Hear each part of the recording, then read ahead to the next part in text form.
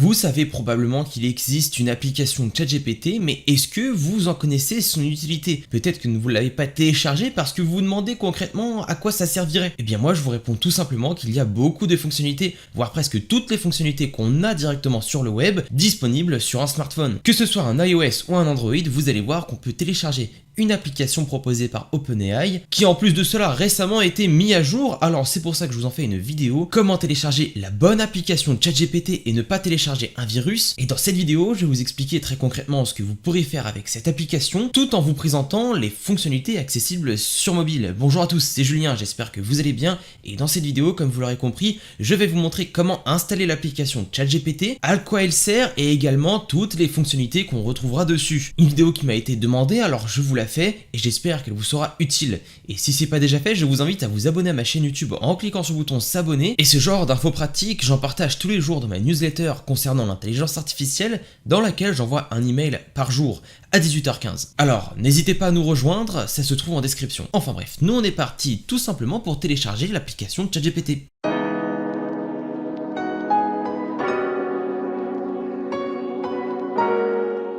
Dans mon cas, j'ai un iOS, alors on se retrouve directement sur l'App Store et si vous êtes sous Android, ne vous inquiétez pas, il y aura un lien en description, le bon lien pour télécharger l'application ChatGPT parce que comme vous pouvez le voir, là, je peux descendre et on peut voir qu'il y a énormément d'applications similaires à ChatGPT. En réalité, ils utilisent les API de ChatGPT pour proposer un modèle similaire, mais pas exactement la vraie technologie. Et en plus de cela, on a des logos très similaires. Mais en tout cas, c'est celle-ci. Je vous mettrai également le lien en description. Vous pourrez tout simplement la télécharger. Alors, concernant les historiques de mise à jour, on peut voir qu'il y en a beaucoup. Alors, s'il y a des changements entre là où est-ce que vous regardez la vidéo et ma vidéo actuelle, ne vous inquiétez pas, c'est normal. Il y aura évidemment des ajouts de fonctionnalités au fur et à mesure du temps et des améliorations. Et ensuite, on va tout simplement ouvrir l'application.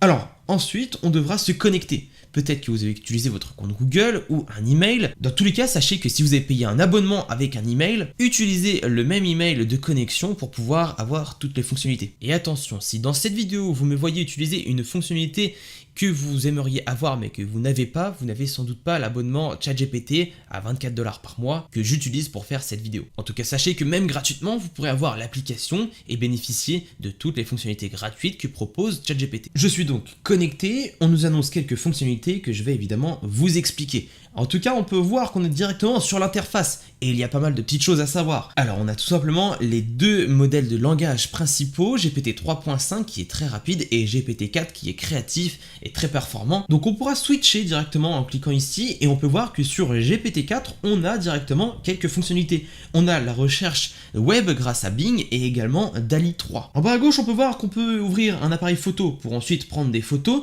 et directement, envoyer une photo, par exemple, de mes écouteurs ici.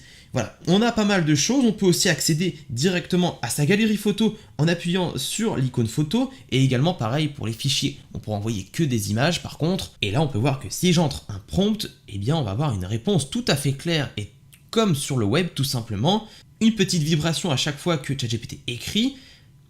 On peut arrêter sa réponse et puis là la reprendre directement sur ce petit bouton à droite.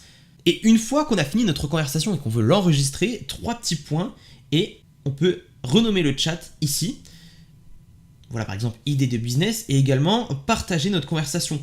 Là on peut créer un lien et envoyer à des personnes si on le souhaite. On a aussi les informations sur le chat, alors là j'ai utilisé GPT 4. Enfin bref, ce sont les fonctionnalités de base et si je clique en haut à gauche, on peut voir que j'ai l'historique de chat. On peut ouvrir un nouveau chat ici, mais aussi en cliquant en haut à droite. Enfin bref, ça c'est la navigation de base. Et ensuite, vous pourrez directement aller dans les paramètres et vous allez voir qu'on peut changer pas mal de petites choses. Alors cliquez en haut à gauche et ensuite sur votre prénom en bas. Et là, on pourra voir pas mal de choses, notamment la fonctionnalité commande vocale, enfin du moins plutôt discussion vocale. Directement, on pourra choisir la voix entre 5 personnes. Pour rappel, je vous fais écouter les voix encore une fois de ChatGPT. Hey, I'm ready to hit the ground running. So if there's anything... Hi there. I just want to share how... Hey there.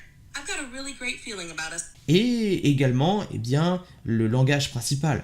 Est-ce qu'on veut une langue précise ou autodétecte pour pouvoir directement laisser ChatGPT déterminer notre langage. On pourra changer la couleur du thème. Alors voilà, je suis plutôt en mode système de base. Il y a 3 modes différents. Système qui est plutôt gris, light qui est complètement blanc et dark qui est sombre. Les instructions personnalisées sont activables et utilisables directement sur l'application. Pour rappel, c'est tout simplement le fait de mettre un prompt par défaut avant chaque conversation. Et ensuite, l'historique. Est-ce qu'on veut supprimer les chats, les conserver, etc., etc. Et en parlant de conversation vocale, je vais vous apprendre justement à utiliser cette fonctionnalité qui est tant recherchée et seulement disponible sur l'application mobile de ChatGPT. Alors, premièrement, il ne faut pas confondre 2 choses. On peut voir que en bas, sur ma fenêtre de chat avec écrit message, il y a un petit icône qui pourrait nous faire penser que c'est la conversation vocale. Mais non, parce que regardez, en fait, ça va tout simplement dicter ce que je dis. Donne-moi 5 idées de business en rapport avec l'email marketing. Et voilà, là, je viens de tout simplement écrire ma réponse. Et je n'ai pas d'interaction directe avec une voix ChatGPT. La réelle façon d'entrer en conversation vocale avec ChatGPT, c'est de cliquer sur l'icône casque qui est en bas à droite. Alors à d'autres mises à jour, il était en haut à droite, c'est pour ça que je vous dis que ça va peut-être changer, mais en tout cas c'est cette icône là. Et directement quand je vais cliquer dessus, vous allez voir ce qu'il se passe. On me dit de choisir une voix. Explique-moi comment fonctionne un clavier mécanique. Un clavier mécanique fonctionne grâce à des interrupteurs individuels sous chaque touche. Lorsque tu appuies sur une touche, l'interrupteur en dessous est actionné. Hop, on peut toucher pour arrêter de parler. Can you speak English, please? Absolutely. I can continue in English.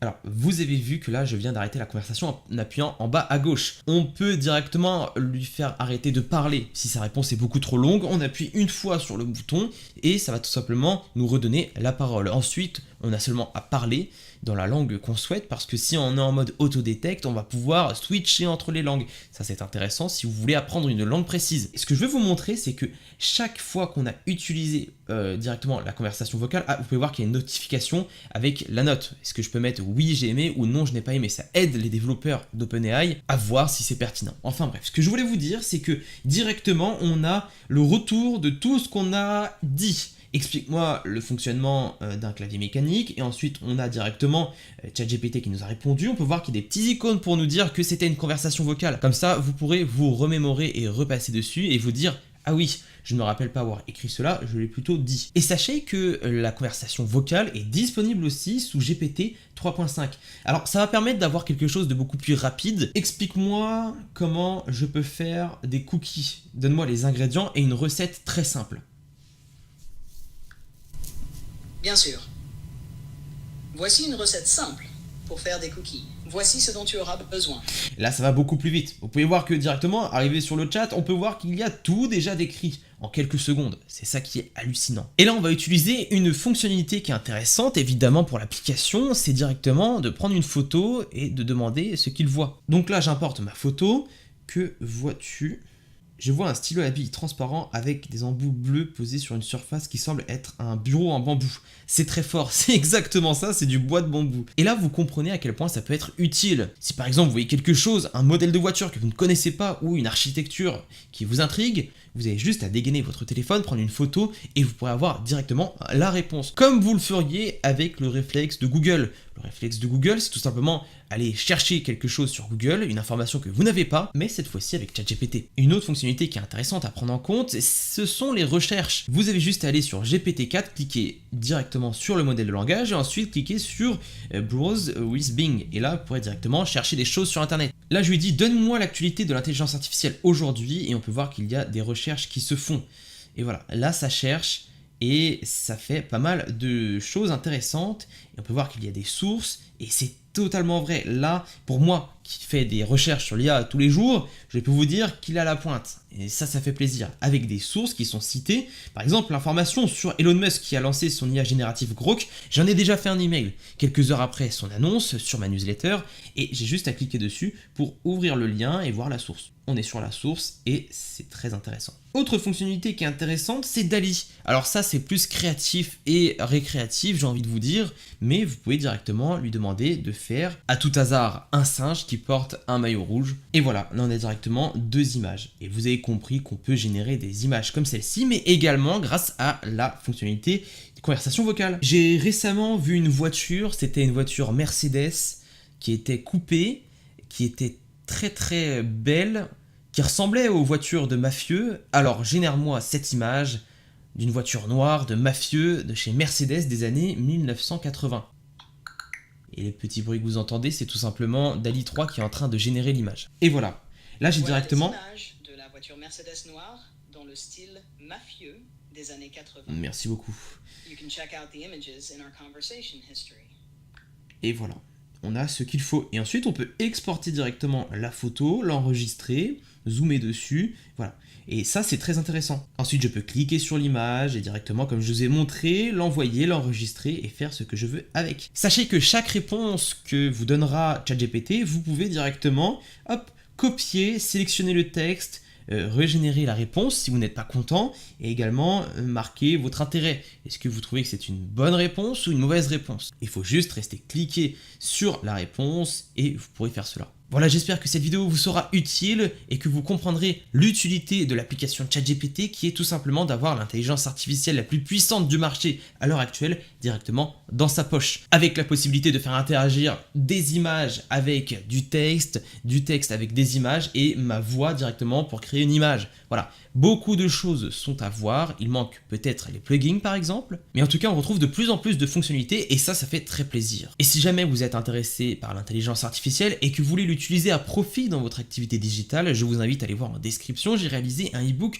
complètement gratuit regroupant les 50 meilleurs outils d'intelligence artificielle à connaître pour ne pas être largué avec l'arrivée de l'IA. Dedans on retrouve pas mal d'outils, que ce soit pour le copywriting, pour le marketing, pour le montage vidéo, pour la génération d'images, de sons, enfin bref, il y a de tout. J'ai moi-même sélectionné tous ces outils parmi une centaine d'autres outils. Alors autant vous dire que j'ai décanté tout ce que j'ai vu pour vous mettre seulement la crème de la crème. Également, vous avez la possibilité de rejoindre ma newsletter dans laquelle j'envoie un email par jour à 18h15 concernant le sujet de l'intelligence artificielle. Que ce soit des nouveaux outils, que ce soit des news et des retours d'expérience avec l'IA, des conseils et des choses pratiques à mettre en place directement avec l'IA pour vous transformer en réel as de l'intelligence artificielle. Il me faudrait 48 heures pour apprendre tout ce qui se passe dans l'IA en quelques heures, alors un email par jour c'est le strict minimum pour rester informé de tout ce qui se passe dans ce monde en constante évolution. Et allez, on se retrouve de l'autre côté, c'était Julien.